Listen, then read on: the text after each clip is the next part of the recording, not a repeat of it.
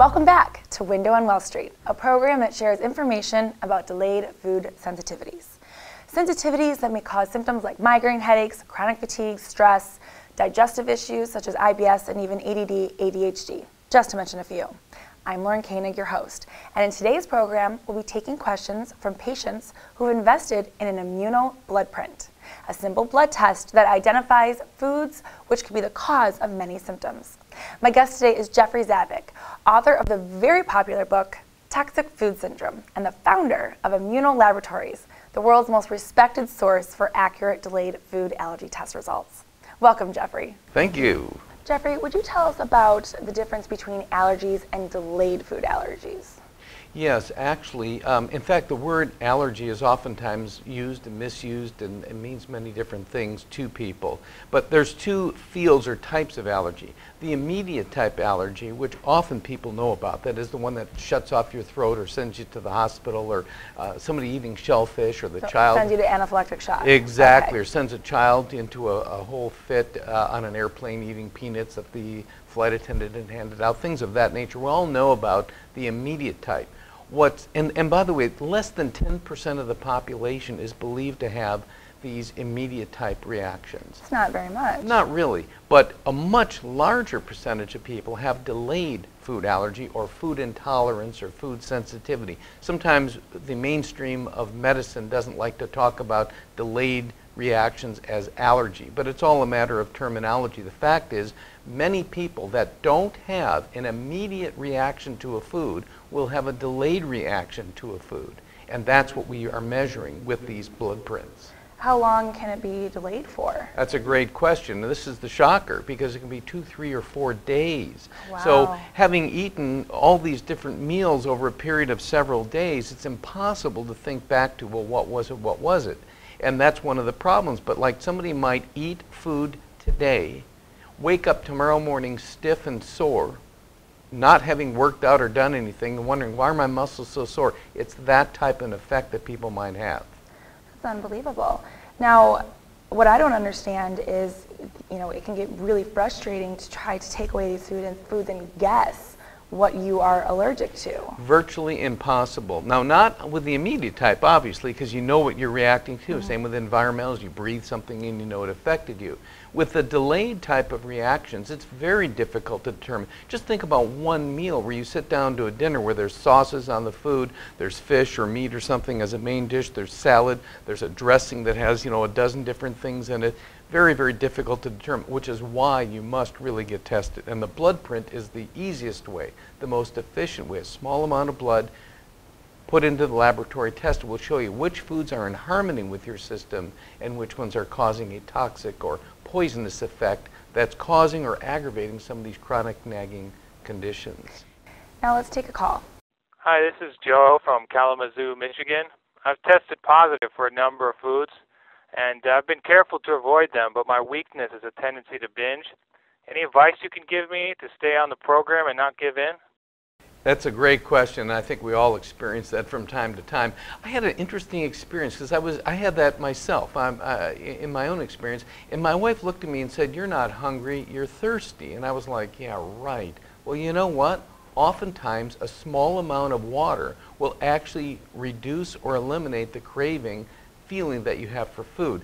Oftentimes, we're actually a bit dehydrated and don't even realize it. So the first piece of advice to the caller and to anyone with this type of feeling is drink a little bit of good, clean, pure water, and that may have quite a great effect. Now, there are medical journal documentation on what's called allergic addiction. That is, we actually become addicted to and allergic to or reactive to the very substances that we should be avoiding. So there is something about that. And so how do we break that syndrome? How do we get away from craving and binging on the very foods that we maybe should not be eating? Most doctors are using what we call a 5 or 6 day meal plan, meaning smaller meals more frequently. Mm-hmm. Why? Because then the blood sugar level doesn't spike and get you up and down in your blood sugar level. Instead, you feel more steady all the time. Secondly, low glycemic foods. That is, foods that are low in affecting your blood sugar swings. Those two things can be very helpful, along with this little tip on water. Thank you, Jeffrey. We've got Dr. Mikkel Parsons standing by with some alternative food ideas. Dr. Parsons, any thoughts for our caller? Lauren and Jeffrey, you are right. Binging is a big problem. One of the things that I coach my patients into doing is set yourself up for success.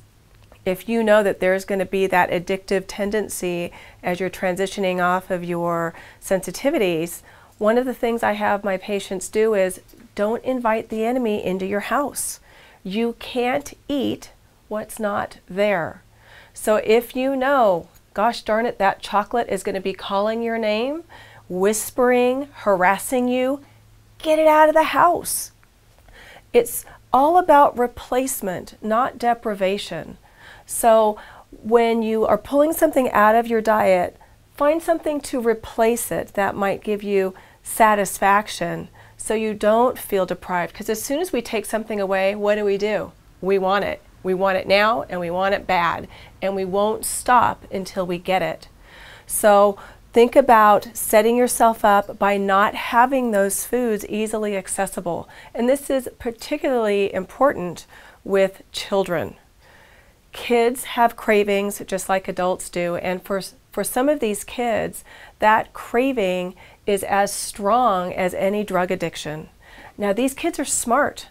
I cannot tell you the stories I've heard of families dealing with a child who might have an issue and they're trying to maybe keep everyone else in the family eating those particular foods, but just saying, Susie Q, no, you can't have it. That is not going to work. That's not going to set your child up for success. So even with your child, you need to get the food out of the house. Don't think you're going to outsmart them.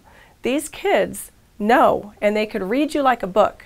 So just because you think you've hidden it doesn't mean they aren't going to find it. So clean it out. If you have to, keep stuff in the trunk of your car. Get it out of the house. And also make sure that you include grandparents or any other person who might be in their world who might be dealing with food with them. Kids are manipulative too. They know how to coerce, they know the right smile, they also know how far they could push the temper tantrum to get that food. Now typically what we notice is if someone's going to experience the cravings, it usually lasts at the most 2 weeks, so it's not going to be forever. It's a short amount of time in your lifespan.